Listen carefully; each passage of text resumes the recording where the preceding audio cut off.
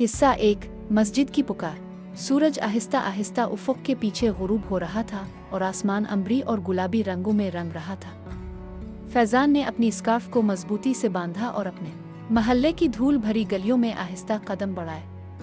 रमज़ान हमेशा से इसके दिल के करीब रहा था, लेकिन इस साल कुछ मुख्तलिफ महसूस हो रहा था।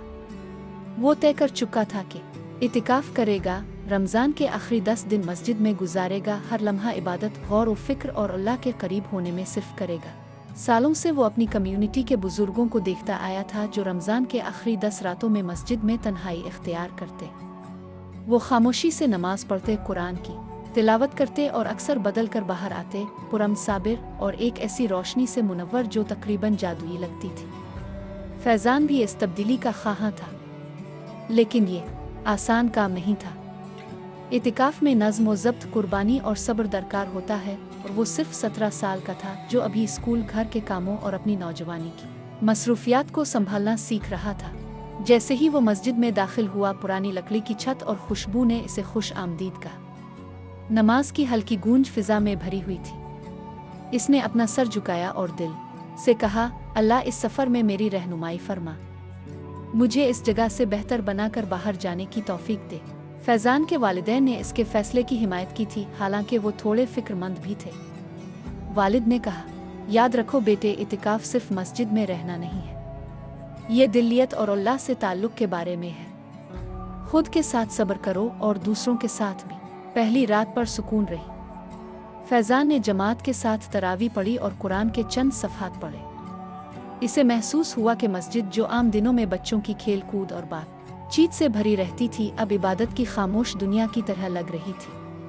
हर कोना उन लोगों की कहानियां सुनाता जो इससे पहले यहाँ आए थे, अल्लाह की रहमत और मुआफ़ी के तालिब। लेकिन जैसे ही रात गहरी हुई, फैज़ान को पहली बार चैलेंज महसूस हुआ। खामोशी जो पहले सुकून बख्श लगती थी, अब दबाव डाल रही थी। ख़यालात दौड़ने लगे, क्या मैंने सही फ़ैसला किया? क्या वाकई में 10 रातें घर से दूर रह सकता हूँ? लेकिन जैसे ही रात गहरी हुई, फैज़ान को पहली बार चैलेंज महसूस हुआ।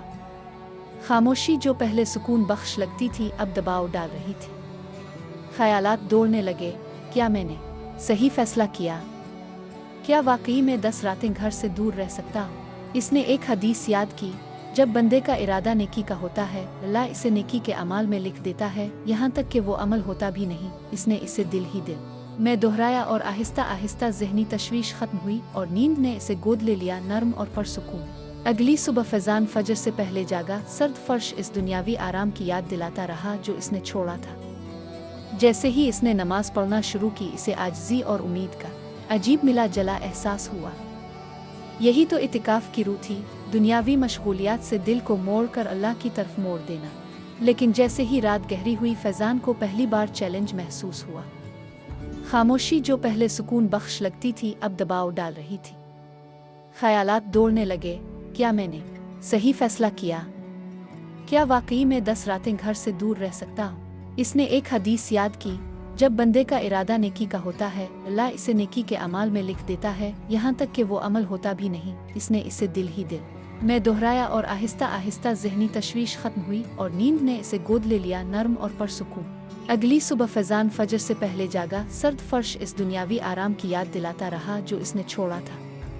जैसे ही इसने नमाज पढ़ना शुरू की, इसे आजिज़ी और उम्मीद का अजीब मिला जला एहसास हुआ। यही तो इतिकाफ़ की रूह थी, दुनियावी मशगूलियात से दिल को मोड़ कर अल्लाह की तरफ मोड़ देना। दिन के दौरान इसने दीगर इबादत गुजारों को देखा। वहाँ उस्ताद करीम, एक बुजुर्ग आदमी जो हमेशा नर्म मुस्कुराहट के साथ सलाम करते, मौजूद थे। वो दहाइयों से रमज़ान के इतिकाफ़ करते आ रहे थे और उनकी पुरसुकून मौजूदगी तकरीबन जादुई लगती थी। फिर आमना, एक नौजवान लड़की जो हर साल आती, खामोशी से कुरान पढ़ती और उसके होंठ अल्लाह के जिक्र की सरगोशियों में हल रहे होते। फैज़ान ने महसूस किया कि इतिकाफ़ सिर्फ तन्हाई नहीं, बल्कि इबादत में घिरी हुई मौजूदगी भी है। हर शख्स की लगन अल्लाह की रोशनी को मुनकिस करती और खामोशी में भी एक ख़ास रफ़ाकत थी। दिन गुजरते गए और फैज़ान की मुश्किलात वाज़ेह हुई। दिन में भूख सताती, नींद कम मिलती और अपने ख़यालात, स्कूल, दोस्तों और ख़ानदान की फ़िक्र इसकी तवज्जो में रुकावट बनते। लेकिन हर बार जब वो डगमगाया, इसे इतिकाफ़ के इनाम और बुज़ुर्गों की कहानियाँ याद आती थी। ایک رات تہجد کی دیر رات کی نماز کے دوران فیضان نے اچانک ایک روشنی محسوس کی۔ جب وہ قرآن کی تلاوت کر رہا تھا، آنکھوں سے آنسو بہنے لگے۔ ایسا لگا جیسے ہر فکر، ہر شک، ہر دنیاوی پریشانی ختم ہو گئی ہو۔ اسے احساس ہوا کہ اعتکاف اسے صبر، استقامت اور تسلیم سکھا رہا ہے۔ یہ صرف روحانی تنہائی نہیں تھی، بلکہ ایک باطنی سفر تھا، اپنی روح کا سامنا اللہ کی روشنی کی رہنمائی میں۔